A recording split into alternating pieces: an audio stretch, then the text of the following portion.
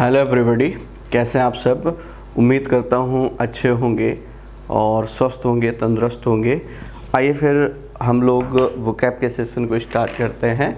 और before starting our session, ठीक है, आई होप कि आप सभी एक काम जो आपके लिए बहुत ही ज़्यादा मैंडेटरी है वो काम आप करेंगे, सेशन को शेयर करेंगे। ठीक है, तो एक बार सेशन को शेयर करिए अपने सभी ग्रुप्स में, अपने भाई बंधुओं को, यार दोस्तों को, ठीक है, और नाते रिश्तेदारों को, ठीक है, जो भी रिलेटिव्स हैं सभी को चिपका दो। फिर उसके बाद हम लोग करते हैं क्या, सेशन को स्टार्ट करते हैं। बच्चा वोकैब का सेशन है, इंटरेस्टिंग सेशन है, ठीक है। आप लगातार देख रहे हो किस तरीके से हम वोकैब को टैकल कर रहे हैं और लगातार इसी तरीके सेशन को आपको प्रोसीड करने हैं। ये वोकैब का सेशन नंबर 3 है। इसके पहले 2 वीडियो ऑलरेडी अपलोडेड है और जो भी स्टूडेंट्स न्यू हैं, जो फर्स्ट टाइम इस वीडियो को देख रहे हैं, तो वो दोनों वीडियो भी आप अटेंड कर सकते हो। ऐसा बिल्कुल नहीं है कि वो दोनों वीडियो नहीं देखोगे तो ये वीडियो समझ नहीं आएगा, बिल्कुल समझ आएगा। उन दोनों वीडियो से इसका कोई रिलेशन नहीं है, लेकिन फिर भी चीज़ें इंग्लिश में कितनी भी सेपरेट हो तब भी वो इंटरलिंक ही होती हैं, एक दूसरे पर बेस्ड होती हैं, ठीक है, एक दूसरे से कनेक्टेड होती है, उनका लिंकअप होता है, ठीक है। तो बच्चा फिर विदाउट डिले हम स्टार्ट करते हैं अपने सेशन को, और जिसका नाम है वोकैब शो। तो आइए फिर स्टार्ट करते हैं, वर्ड को समझते हैं। आज क्या करने वाले हैं, लास्ट सेशन में जैसा कि आपको पता है कि हम लोगों ने क्या किया था, कुछ एक हमने रूट सेशन डिस्कस किया था और निमोनिक्स मेथड से वो वर्ड किए थे, वहाँ पर कन्फ्यूजिंग वर्ड्स नहीं किए थे। आज फिर से कन्फ्यूजिंग वर्ड स्टार्ट करेंगे बच्चा, और कन्फ्यूजिंग वर्ड के साथ साथ एक रूट सेशन भी आपको मैं कराऊंगा, ठीक है। तो सेशन में बने रहें, शुरू से आखिरी तक चीज़ों को समझें, ठीक है, और सीखने की कोशिश करें। वोकैब लगातार प्रयास से आती है, इस बात को बिल्कुल भी इग्नोर न करिए, अंडर एस्टिमेट न करिए। वोकैब में जितना ज़्यादा आप इन्वॉल्व होंगे, जितना ज़्यादा आप प्रैक्टिस करेंगे, बार बार बोलेंगे, उतना बेहतर होगा। और साथ ही साथ मेरे साथ साथ वर्ड बोला करिए। आप घर पर बैठे हैं, जिस भी पोजीशन में बैठे हैं, बैठिए और साथ में वर्ड बोलिए। जितना बोलने से इफ़ेक्ट पड़ता है वो चीज़ें आप कहीं ना कहीं डायरेक्ट इनडायरेक्ट वे पे सीख रहे होते हैं, ठीक है। तो वर्ड को बोलना है, मेरे साथ साथ बोलना है, इस बात को ध्यान दें, ठीक है। जितना ज़्यादा बोलोगे उतना शार्पनेस आएगी, ठीक है। तो आइए बच्चा फिर स्टार्ट करते हैं, ठीक है, अपने इस सेशन को। तो देखिएगा, हम लोग स्टार्ट करते हैं वर्ड से, और पहले हम करेंगे कन्फ्यूजिंग वर्ड्स से, ठीक है, जैसा कि हम पहले भी कर रहे थे। तो हम करेंगे कन्फ्यूजिंग वर्ड्स। तो ध्यान दीजिएगा, यहाँ पर क्या करने वाले हैं, पहले कन्फ्यूजिंग वर्ड बाद में रूट करेंगे, ठीक है। तो पहले कन्फ्यूजिंग वर्ड्स करते हैं, बाद में एक रूट सेशन हम लोग डिस्कस करेंगे, ठीक है। आज का बच्चा जो पहला कन्फ्यूजिंग वर्ड है वो ये है आपका IDOL, ठीक है, और एक है आपका IDEAL, और एक है आपका IDLE। ये 3 वर्ड हैं, तीनों का मीनिंग हम समझने की कोशिश करते हैं। ये आज का पहला आपका कन्फ्यूजिंग वर्ड का पेयर है, ठीक है। शायद कन्फ्यूजिंग वर्ड्स मैंने ज़्यादा ऊपर लिख दिया है, और डोंट वरी। चलिए, तो थोड़ा सा शायद ऊपर हो गया है, नो नीड टू वरी, ठीक है। कन्फ्यूजिंग वर्ड्स केवल लिखा है वहाँ पर। चलिए, तो अब इसको क्या करना है बच्चा, इन तीनों के मीनिंग समझना है। इनमें से एक तो बड़े अच्छे तरीके से जानते हो, आइडियल। आइडियल का मतलब आदर्श, IDEAL। You are my ideal teacher, you are my ideal student, you are my ideal actor, you are my ideal role model, है ना। तो ये इस तरीके से सेंटेंसेस में फॉर्म कर सकते हो बच्चा। जो लास्ट वाला लिखा है IDLE, इसका मतलब होता है बहुत ही ज़्यादा सुस्त, बहुत ही ज़्यादा इनएक्टिव पर्सन, उसके लिए यूज करते हैं। इनकम्पिटेंट कह सकते हो, इनएक्टिव कह सकते हो, पैसिव कह सकते हो, इस तरीके के वर्ड आप यूज कर सकते हो। तो लास्ट वाला वर्ड भी क्लियर हुआ, IDLE। इसका मतलब बहुत ही ज़्यादा लेजी या लेथार्जिक पर्सन, लेसिट्यूड पर्सन, फैटिग्ड पर्सन, उसको बोलोगे आप क्या, उसको बोलोगे आप आइडल, IDLE, ठीक है। और पहला वाला जो आइडल है, इसका मतलब होता है मूर्ति से, ठीक है। तो जैसे बोलते हो आइडोलेट्री, आइडोलेट्री का मतलब मूर्ति पूजा, जिसको बोलते हो आइडोलेट्री, नाउन फॉर्म हो गया इसी का, ठीक है। समझ आ रही बात। तो देखो यार, तीनों वर्ड के बारे में हमने क्या क्या सीखा। अब तीनों वर्ड के बारे में अगर ध्यान से पहले इसको क्लियर करते, इसके बारे में क्या सीखा।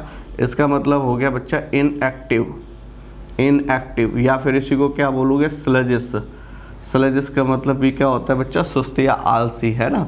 इनएक्टिव हो गया, इनकम्पिटेंट हो गया, ठीक है, लिथार्जिक हो गया, इसको अगर लिखना चाहो तो आप लिथार्जिक लिख सकते हो, या फिर लैसिट्यूड लिख सकते हो। इस तरीके के वर्ड आप यूज कर सकते हो इसमें। चलिए, तो एक वर्ड हमने क्लियर किया यहाँ पर, बहुत ही सुस्त या आलसी किस्म का इंसान होगा, उसके लिए वर्ड यूज करते हैं IDLE। आइडियल का मतलब आदर्श होता है, यू नो वेरी वेल, तो इसमें कुछ बताने की ज़रूरत है नहीं, आप अच्छी तरीके से जानते हो। और ये जो आइडल होता है इसका मतलब होता है मूर्ति, ठीक है, और इसी से वर्ड बनता है बच्चा आइडोलेट्री। आइडोलेट्री का मतलब होता है बच्चा मूर्ति पूजा, मूर्ति पूजा, इसका मतलब ये होता है मूर्ति पूजा। क्लियर है? तो आइडोलेट्री का मतलब हो गया मूर्ति पूजा, ठीक। तो पहला वाला बताओ, कन्फ्यूजिंग पेयर, पहला समझ आया। ये हम लोग क्या कर रहे हैं बच्चा, ये हम लोग कन्फ्यूजिंग वर्ड से कर रहे हैं, ठीक है, कन्फ्यूजिंग वर्ड से कर रहे हैं। और इसके पहले एक सेशन में हम लोगों ने कन्फ्यूजिंग वर्ड डिस्कस कर रखे हैं। हम आपकी प्लेलिस्ट भी मैंने फॉर्म कर दी है, वहाँ पर आप जा करके देख सकते हो। वो कैप के सारे सेशन उसी जगह पर आपको मिलेंगे, ठीक है। तो पहला क्लियर हो गया बच्चा। दूसरे वाले पे आते हैं। तो पहला वाला बिल्कुल आसान सा था, ठीक है, उसको हम लोगों ने कर लिया, ठीक। दूसरे वाले पे आओ बच्चा। दूसरा वाला आसान से करते हैं। जैसे एक होता है बच्चा HEART, जैसे ये लिखा HEART या फिर लिखा HURT, इसका मतलब दोनों में देखो ज़रा, हर्ट और हर्ट, ठीक है, हार्ट और हर्ट हालांकि कह सकते हो, तो थोड़ा सा डिफरेंस समझ आएगा आपको कि हाँ हम बात किसकी कर रहे हैं, ठीक है। तो यहाँ पर देखो, हार्ट का मतलब दिल होता है, HEART, ये आप जानते हो, और हर्ट करने का मतलब होता है चोट पहुँचाना, ठीक है। तो इसका मतलब चोट पहुँचाना, हर्ट करने का मतलब चोट पहुँचाना, ठीक है। तो दोनों अलग अलग वर्ड है, आई होप समझ पा रहे होगे। इसका मतलब हार्ट से हो गया, जैसे हार्ट डिसीज हैं तो आप वहाँ पर क्या लिखोगे, HEART, हार्ट डिसीज, ठीक है, ऐसे हार्ट डिसीज, इस तरीके से लिख रहे होगे, डिजीज, ठीक। तो हार्ट डिजीज ऐसे लिखोगे, हार्ट डिजीज नहीं लिखोगे। समझ आ रही बात? और हर्ट करने का मतलब एक तरीके से वाउंड करना, ठीक है, एक तरीके से क्या करना, क्षति पहुंचाना, वो हो गया HURT। तो दोनों क्लियर है। आसान सा कन्फ्यूजिंग पेयर था ये वाला भी, ठीक है। चलिए, इसी तरीके से अगले वाले पे आते हैं बच्चा। ये बिल्कुल आसान सा है आपका, इसको भी करने की कोशिश करिएगा। जैसे एक लिखा मैंने इमेमोरियल, ठीक है, जैसे एक वर्ड लिखा बच्चा क्या, इमेमोरियल। इसका मीनिंग तो बड़े आसानी से बता सकते हो, इमेमोरियल क्या होता है, ठीक है। जैसे इसी तरीके से हमने दूसरा वर्ड लिखा है इमॉर्टल, इमॉर्टल, ये वर्ड लिखा है इमॉर्टल बच्चा, ठीक है।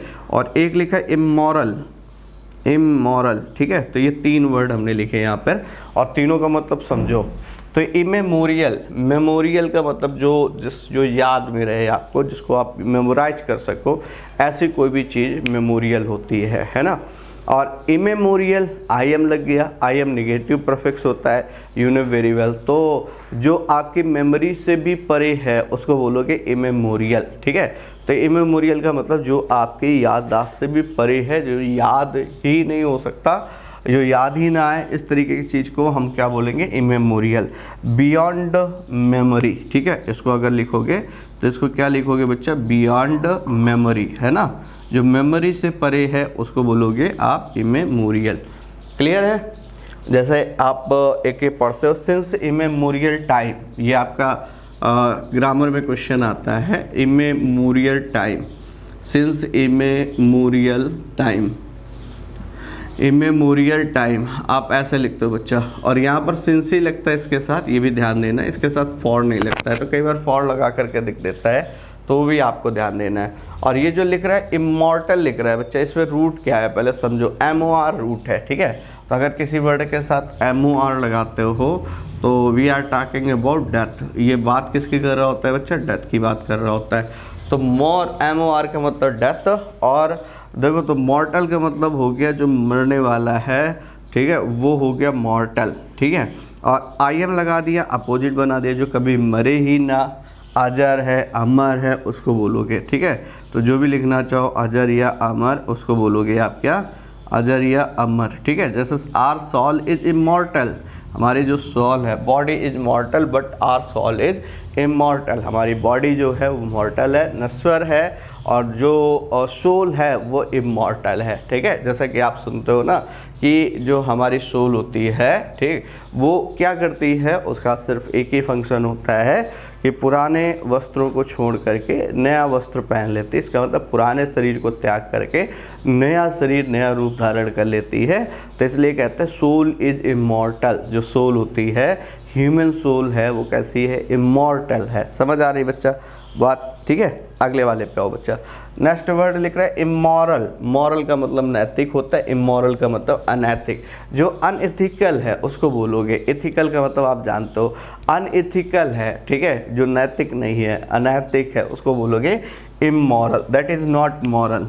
इसको अगर आप लिखोगे बच्चा तो क्या लिखोगे, दैट इज नॉट मॉरल। जो मॉरल नहीं है उसको आप क्या बोलोगे, इमोरल बोलोगे, ठीक है। तो तीनों वर्ड क्लियर हो गए। इमेमोरियल जो आपकी याद से परे है, इमॉर्टल जो अजर अमर है, ठीक है, इमोरल जो मॉरल नहीं है, ठीक है। और तीनों में प्रीफिक्स आई एम लगा है, इस बात का ध्यान रखिएगा।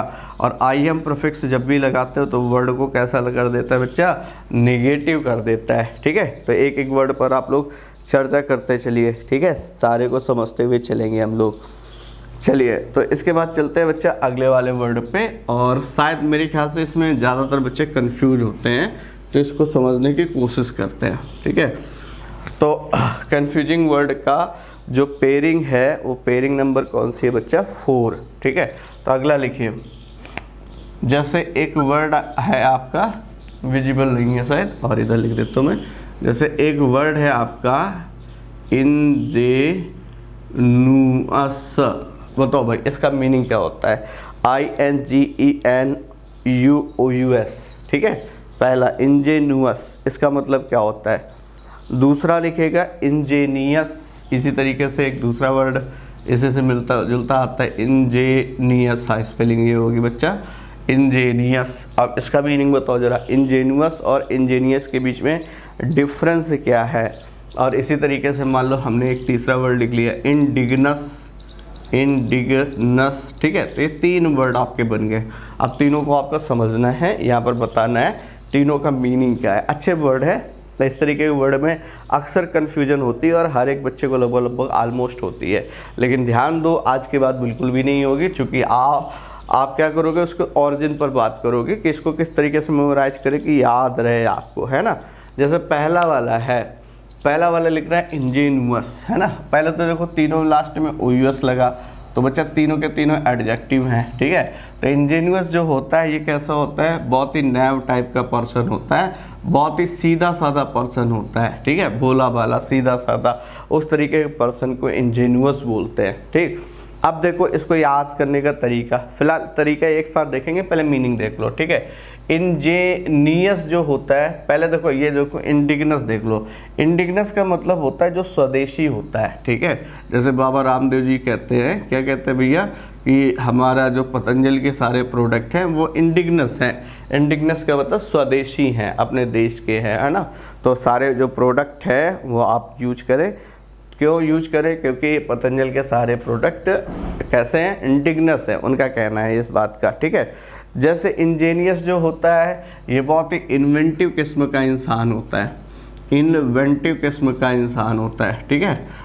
सृजनात्मक पर्सन होता है, नए नए आइडियाज आते हैं, नए नए विचार आते हैं, उस तरीके के पर्सन को हम लोग क्या बोलते हैं, इंजीनियस बोलते हैं, है ना, ठीक है। चलो अब इनको याद करने का तीनों का तरीका देखो, ठीक है, किस तरीके से मेमोराइज करोगे। ये तो हो गए इनके मीनिंग, इन तीनों वर्ड की मीनिंग हो गई बच्चा। अब तीनों वर्ड को आप मेमोराइज कैसे करोगे, वो बिल्कुल आसान है बच्चा। कैसे मेमोराइज करोगे जरा ध्यान से समझो। ऊपर वाले में लिखा है GEN, ठीक है, GEN, तो इसको क्या लिख सकते हो बच्चा, जेन्युइन आप लिख सकते हो, ठीक है, जेन्युइन। और जेन्युइन, जो चीज़ जेन्युइन होगी वो कैसी होगी, बिल्कुल सही होगी, है ना। और इसी तरीके से जैसे ये लिख रहा है GENI, इससे क्या बना सकते हो बच्चे, जीनियस। तो कोई पर्सन अगर जीनियस है तो वो बहुत इन्वेंटिव होगा, क्लियर है। और ये लिख रहा है INDI और A और लगा लो, तो इसका मतलब कोई चीज़ इंडिया की बनी हुई है, वो कैसी होगी, इंडिग्नस। देखो याद करना कितना आसान हो गया, मेमोराइज करना बहुत आसान हो गया, ठीक है, वर्ड से ही कुछ डिड्यूस कर लिया जिससे याद रहे वर्ड लंबे समय तक। अब इंजेन्युअस का मतलब आपको याद रहेगा क्योंकि जेन्युइन से आपको उस वर्ड का प्रोनाउंसिएशन थोड़ा सा मिलता जुलता लग रहा है, तो इसका मतलब ये कैसा हो जाएगा, इंजेन्युअस का मतलब एक ऐसा पर्सन जो बिल्कुल नैव किस्म का है, ठीक है, उसको बोलेंगे इंजेन्युअस। इंजीनियस का मतलब जीनियस से याद कर सकते हो, जो बहुत ही इन्वेंटिव किस्म का इंसान है उसको क्या बोलोगे, इंजीनियस बोलोगे, ठीक है। और लास्ट जो लिख रहा है, लास्ट एंड द लीस्ट, वो लिख रहा है इंडिगनस। इंडिगनस का मतलब जो इंडिया का है, इसका मतलब जो कैसा है बच्चा, स्वदेशी है, उसको बोलोगे आप, ठीक है। अगले वाले पे आओ बच्चा, ये देखो एक वर्ड में ऑल लिख रहा हूँ और आई होप सो कि आप बड़े आसानी से बता पाओगे, ठीक है। बाकायदे नोट्स बनाते चलो, सारी चीज़ें हम लोग डिस्कस करते हुए चलेंगे बच्चा, ठीक है। चलिए अगले वाले वर्ड पे आते हैं बच्चा। तो वर्ड देखिए अगला 4 के बाद 5, वर्ड नंबर 5 लिखेंगे बच्चा। और वर्ड नंबर 5 में क्या लिखेंगे, यहाँ पर लिखेंगे HUMAN। और HUMANE शायद आई होप आपने पहले डिस्कस किया है, हम लोगों ने इसके बारे में चर्चा की है। कुछ याद आ रहा है बच्चा, बताओ भाई। ह्यूमन और ह्यूमन, HUMAN HUMANE, ये दोनों वर्ड हैं हमारे। तो ये जो ह्यूमन होता है इसका मतलब मानव होता है, इसका मतलब मानवीय होता है। मानवीय होने का मतलब होता है बहुत ज़्यादा सिंपैथेटिक होना, बहुत ज़्यादा सिंपैथी रखना। उस तरीके के इंसान को हम लोग क्या बोलते हैं, उस तरीके के गुण को क्या बोलते हैं, उस क्वालिटी को क्या बोलते हैं, मानवीय बोलते हैं। तो ये ध्यान देना, जो ह्यूमन होता है ये होता है related to human beings, related to human beings, ठीक है। तो ह्यूमन बींग से रिलेटेड होना। और ये जो ह्यूमन होता है इसका मतलब कैसा होना, बीइंग सिंपैथेटिक, सिंपैथेटिक, ठीक है। कैसा होना, बहुत ही मर्सीफुल होना, ठीक है, सिंपैथेटिक होना, कंपैशनेट होना, ठीक है। इस तरीके जो ह्यूमन क्वालिटीज़ हैं, ठीक है, जिनसे पता चलता है कि ह्यूमन नेचर के गुण हैं, ठीक है। चलिए समझ आ रही बात। जैसे क्रूएल्टी ह्यूमन नेचर की क्वालिटी नहीं है, इंसानियत, ठीक है। चलो आ जाओ बच्चे, अगले वाले पे आते हैं। 5 के बाद आता है अगला 6, ठीक है। अब 6 वाले वर्ड पे चलिए एक नया वर्ड लिखते हैं और आई होप बड़े आसानी से आप बता पाओगे। एक वर्ड है बच्चा इनर वेट, आई से स्पेलिंग स्टार्ट हो रही है, ठीक है। Innervate, INNERVATE, innervate. और एक बच्चा ये है इनर वेट, इनर वेट। देखो स्पेलिंग जरा ध्यान से देखना, INNERVATE और ENERVATE, ठीक है। समझ आ रही बात। तो अब दोनों में अंतर क्या है, देखो, ठीक। नर्वेट करने का मतलब, जिसमें नर्व की बात करें, नर्व का मतलब एनर्जी की बात करें, ठीक है, तो उसको क्या बोलोगे, जैसे ये है कि इसमें क्या किया जा रहा है, नर्व को इन किया जा रहा है ना, इसका मतलब है बहुत ज़्यादा एनर्जाइज किया जा रहा है। और ई नॉर्मली जहाँ लगाता है वहाँ पर एग्जिट का मीनिंग कर लो, तो इसका मतलब जहाँ पर एनर्जी को एग्जिट किया जा रहा है, इसका मतलब बहुत ज़्यादा पर्सन कैसा है, टायर्ड है, फैटिग है, उसको बोलोगे। तो इनर वेट करने का मतलब होता है एनर्जी देना, टू एनर्जाइज, ये हो जाएगा बच्चा टू एनर्जाइज, है ना। और इसका मतलब क्या होता है, इसका मतलब होता है बच्चा लैसिट्यूड, इसका मीनिंग होता है लैसिट्यूड, या फिर फैटिक जिसको बोलते हो, फैटिक। जैसे आपके करेक्ट स्पेलिंग में बहुत बार वर्ड देखने को मिला, कौन सा, इनफैटिगेबल, इनफैटिगेबल। लिख करके दिखाओ जरा क्या बनेगा, इनफैटिगेबल की मीनिंग क्या बनेगी बच्चा, कोई बता सकता है, बताओ। तो कभी किसी चीज़ को इन करना मतलब उसको क्या करना, बढ़ाना, इंक्रीज करना, ठीक है। तो एनर्वेट करने का मतलब क्या हो गया बच्चा, टू एनर्जाइज करना। और ये जो नीचे वाला एनर्वेट है, जब एनर्जी को एग्जिट कर रहे हो, इसका मतलब क्या कर रहे हो, इसका मतलब है एनर्जी लेस कर रहे हो, इसका मतलब वो बहुत ज़्यादा थकान में होगा, लैसिट्यूड की कंडीशन में होगा, ठीक है। चलिए बच्चा क्लियर। तो 6 वाला क्लियर हो गया। अगले वाले पे आते हैं बच्चा, ओके ओके ओके। चलिए अगले वाले पे आते हैं, 6 हो गया। 7 अगला लिखो यहीं पर नीचे, 7 वाला लिखिएगा और बताइएगा। जैसे एक आता है बच्चा आपका किन, KIN, और एक आता है कीन, KEEN, ठीक है। ये देखो जरा, अब इसको क्या कहोगे, किन का मतलब होता है, जैसे एक ईडियम लगातार मैं आपको करा रहा था कित एंड किन याद होगा, इसका मतलब क्या था बच्चा, रिलेटिव, सगे संबंधी जिसको बोलते हो।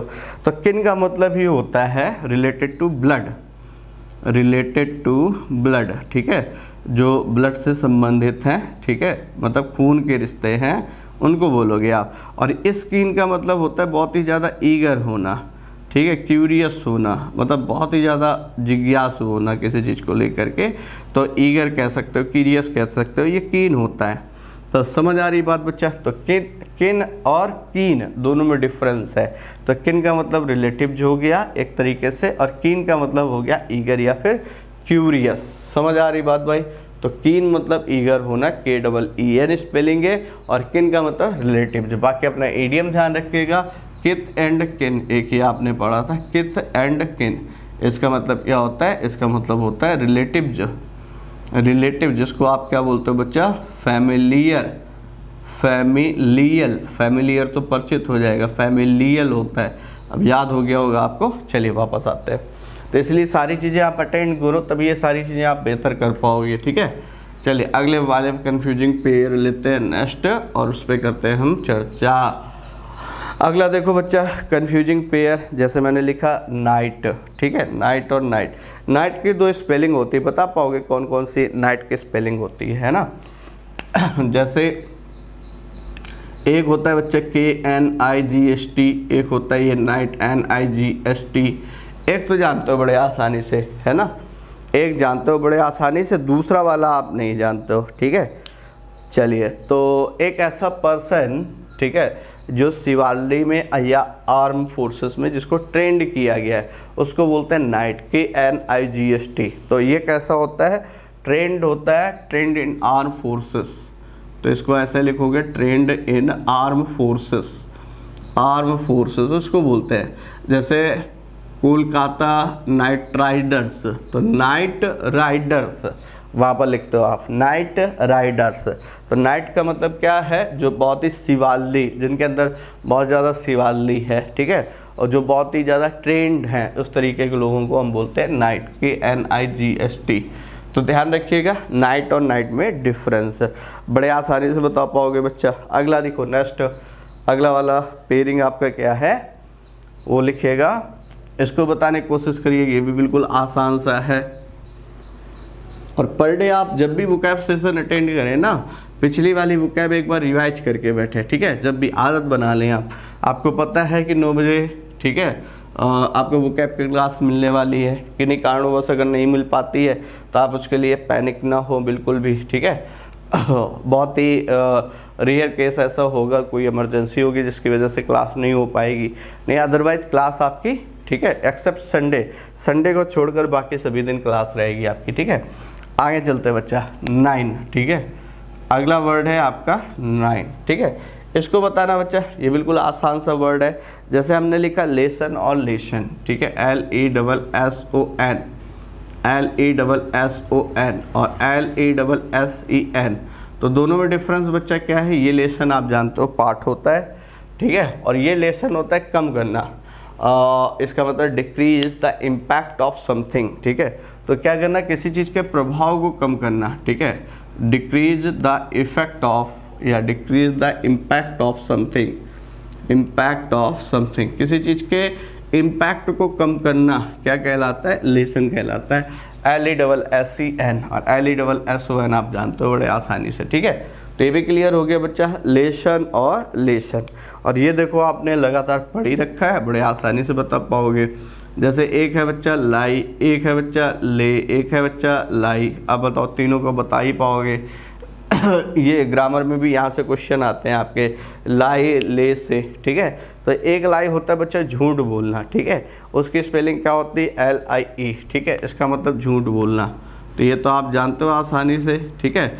इसी तरीके से ये जो होता है ले का मतलब होता है किसी चीज़ को रखना, और ये जो पहला वाला होता है इसका मतलब लाई का मतलब क्या हो गया, लेटना। इन दोनों की मीनिंग सेम होती है बच्चा। अब जरा इनकी V2 और V3 लिख करके दिखाओ आप सभी की, V2 और V3 आप लिख करके दिखाओ, देखते कितने बच्चे सही बताते हैं। इनके V2 और V3 आपको बच्चा लिख करके दिखाने हैं, ठीक है। चलिए तो ये आप लिख करके बताइए, और फिलहाल चलते हैं हम लोग रूट सेशन की तरफ, ठीक है। ओके बच्चा, तो समझ आ रही बात। नाइट और नाइट में आसानी से अंतर बता पाओगे, लेसन में आसानी से अंतर बता पाओगे, इंजेनियस, इंडिगनस में आसानी से अंतर। इंडिगनस जैसे इंडिया देखे शुरू में, वैसे बना देना तुरंत स्वदेशी है। नेटिव है जिसको बोलते हो नेटिव, ठीक है। चलिए अगले वाले पे आते हैं बच्चा, नेक्स्ट।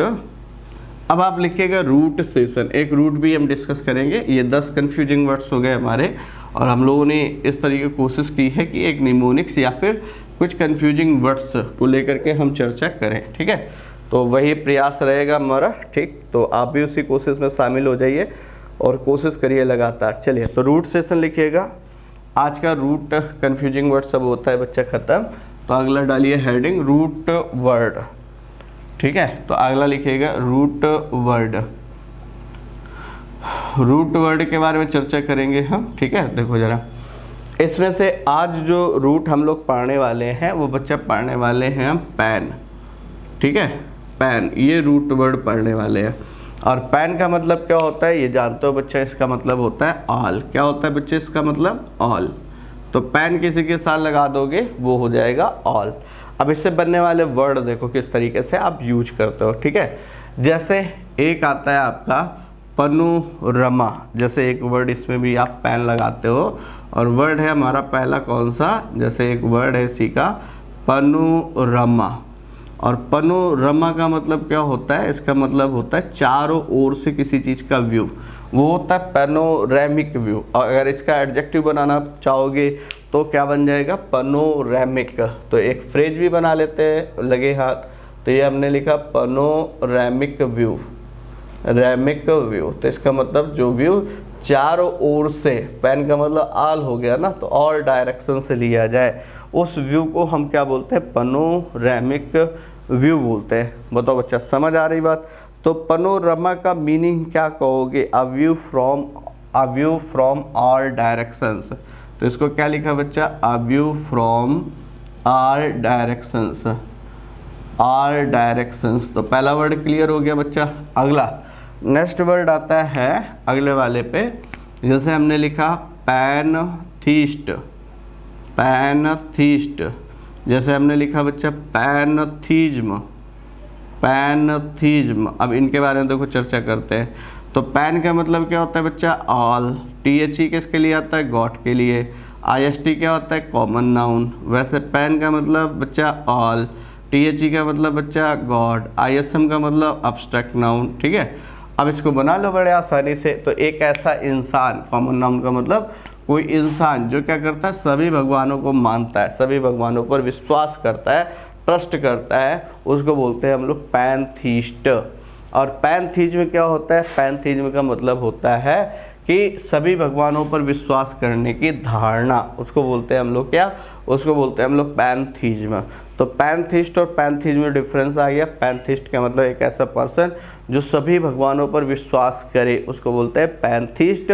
और पैनथीज्म एक तरीके का ऐसा इंसान जो क्या करता है? सभी भगवानों को जो सभी भगवानों को मानने की जो धारणा होती है उसको बोलते हैं बच्चा पैनथीज्म। बताओ दोनों वर्ड क्लियर हो गए? जैसे इसी तरीके से आता है पैंथियन एक वर्ड, ठीक है। अब इसको मेरे ख्याल से कई बच्चे नहीं जानते होंगे। जैसे एक वर्ड आता है पैंथियन, THEON, पैंथियन। अब पैन का मतलब ऑल, THE का मतलब गॉड, ठीक है। तो a temple for all gods, इसको अगर लिखना चाहो तो क्या लिखोगे? A temple of all gods, a temple of all gods, ठीक है। तो एक ऐसा टेम्पल जिसमें सभी तरीके के देवी देवताएं हैं, तो उसको बोलोगे पैंथियन, पैंथियन। तो वन हु बिलीव्स, इसको अगर कहोगे one who believes in all gods, believe is in all gods, सभी भगवानों पर विश्वास करने वाला व्यक्ति। और बिलाइफ इन ऑल गॉड्स, इसको ऐसे लिखोगे बिलाइफ इन ऑल गॉड्स, सभी भगवानों को मानने की धारणा जो होती है वो पैंथीज्म होती है। अब बताओ बच्चा, जैसे अगर आप दिल्ली में लोटस टेम्पल में गए हो, ठीक है, कौन सा टेम्पल बच्चा? लोटस टेम्पल में गए हो तो लोटस टेम्पल में किसी भी देवी देवता की मूर्ति नहीं है। वहाँ पर क्या है, वहाँ पर सभी धर्मों के लोग पूजा करते हैं। तो वहाँ पर पैंथीस्ट लोग जाते हैं, वहाँ पर पैंथीज्म को बढ़ावा दिया जाता है कि सभी जो पर्सन है, जैसे एक वर्ड यहाँ पर और भी समझ सकते हो आप, जैसे कॉन्ग्रीगेशन बताया था बच्चा। कॉन्ग्रीगेशन का मतलब क्या होता है? ये ऐसे लोग होते हैं जो वर्शिपर्स होते हैं, a group of worshippers, a group of worshippers, ठीक है, पूजा पाठ करने वाले पुजारियों का समूह, उसको बोलते हैं हम लोग कॉन्ग्रीगेशन। जैसे इसी तरीके का एक वर्ड बच्चे ये भी पढ़ते हो, पिलग्रिम। ये क्या होता है? जो तीर्थ स्थानों का भ्रमण करता है उसको पिलग्रिम बोलते हैं। इसको क्या बोलते हो? तीर्थ यात्री। अब चूंकि बात इस तरीके कर रहे हैं तो उससे रिलेटेड वर्ड भी हम डिस्कस कर लेते हैं। चलो, तो ये क्लियर हो गया बच्चा? बताओ भाई, समझ आई बात यहाँ तक? कमेंट कर सकते हो, पूछ सकते हो जो बात ना समझ आ रही हो, ठीक है। तो यहाँ तक बताओ बच्चा, कोई दिक्कत, कहीं कोई समस्या में बैठा हो, ठीक है, तो बता सकता है भाई। चलिए, तो ये क्लियर हो गया बच्चा? बताओ, यहाँ तक कोई समस्या नहीं है? जैसे इसी से बनने वाला वर्ड आता है बच्चा, 2 वर्ड इन पे और चर्चा करने वाले हैं हम, ठीक है, 2 वर्ड और चर्चा करने वाले हैं। देखो ज़रा, जैसे एक वर्ड हमने इसके बाद लिखा यहाँ पर, जैसे हमने लिखा बच्चा पेंडेमोनियम, पेंडेमोनियम ये लिखा बच्चा। अब इसका मतलब क्या होता है? इसका मतलब पूरी तरीके डिसऑर्डर, ठीक है, अफरा तफरी जिसको बोलते हो है, तो वो होता है पेंडेमोनियम। चारों तरफ अफरा तफरी मच गई, ठीक है, तो पेंडेमोनियम का मतलब पूरी तरीके से डिसऑर्डर, ठीक है, तो उसको बोल देते हैं हम लोग पेंडेमोनियम। अब इसको मेमोराइज कैसे करोगे? देखो, पैन का मतलब होता है बच्चा ऑल, और डीमन एक वर्ड होता है। तो डीमन का मतलब क्या होता है? डीमन का मतलब होता है राक्षस, है ना। डीमन जानते हो, राक्षस। तो अगर सभी जगह राक्षस ही राक्षस हो जाए तो क्या करेंगे वो? तो इसका मतलब वो क्या करेंगे? सब जगह अफरा तफरी मचा देंगे, है ना। तो इसका मतलब इसलिए इसको क्या बोलते हैं बच्चा? डिसऑर्डर बोलते हैं, डिसऑर्डर। या इसी को बोलते हैं बच्चा कियोस बोलते हैं, कियोस, है ना। इसी को क्या बोलते हैं बच्चा? टपसी टर्वी। पढ़े थे, याद आ रहा है? टपसी टर्वी पढ़े थे, ये भी बोलते हैं। इसी को क्या बोलते हैं बच्चा? जैसे टपसी टर्वी हो गया। अब इसी तरीके से एक वर्ड आपको ये भी पढ़ाया था बच्चा, मैसी, MESSY, ठीक है, समझ आ रही बात? तो ये पेंडेमोनियम हो गया। याद करने का आसान सा तरीका, पैन का मतलब आप, डीमन का मतलब राक्षस। तो सभी जगह राक्षस ही राक्षस हो जाए तो अफरा तफरी हो जाएगी, ठीक है, कोई भी सेंसिबल इंसान नहीं होगा। सारे कैसे होंगे? ठीक है, इंसानी प्रवृत्ति के इंसान ही नहीं होंगे। तो क्या होगा? सभी जगह डिसऑर्डर हो जाएगा, ठीक है, एनॉर्की हो जाएगी। इसी को लिखना चाहो तो एनॉर्की भी लिख सकते हो। और एक वर्ड और डिस्कस करते हैं इसमें। जैसे एक वर्ड आता है बच्चा पेंडेमोनियम, ठीक है, पेंडेमोनियम डिस्कस कर लिया है। पेंडेमिक, जैसे ये आता है पेंडेमिक, आईसी किसी वर्ड के लास्ट में मन लगता है तो बच्चा एडजेक्टिव हो जाता है। पैन का मतलब ऑल, डेम का मतलब पीपल। तो कोई भी एक ऐसी डिजीज जो लोगों में फैल जाए, ठीक है, सभी जगह लोगों में फैल जाए, वो क्या होती है? पेंडेमिक। जैसे इसमें कोरोना का काल चल रहा है ना, कोरोना काल चल रहा है, सबको खाया जा रहा है, तो ये क्या है? ये एक पेंडेमिक है। तो पेंडेमिक का मतलब हो गया an epidemic, an epidemic, epidemic all over the area, all over the area. तो कोई भी एपिडेमिक जो पूरे एरिया में फैली हुई है उसको बोलोगे बच्चा। बताओ भाई, समझ आ रही बात? ओके, तो ये था आपका रूट सेशन जिसकी हमें करनी थी बच्चा चर्चा, ठीक है। तो ये हम लोगों ने डिस्कस कर लिया, एक ये पूरा रूट, और इसके पहले हम लोगों ने कुछ कंफ्यूजिंग वर्ड्स डिस्कस किए। तो ऐसे पर डे सेशन आपका रहता है, अटेंड किया करिए, चीज़ों को सीखिए, एनहांस करिए, ठीक है, क्योंकि लर्निंग थ्रू आउट लाइफ चलती है। आप भी लर्निंग के प्रोसीजर का एक हिस्सा बनिए, ठीक है। चलिए, तो आई होप आज के सेशन में आपने बहुत कुछ सीखा होगा। सभी जवानों को, सभी लोगों को एक बार अगेन जय हिंद, जय भारत, और मिलते हैं बेटा अगले सेशन में। तब तक के लिए थैंक यू।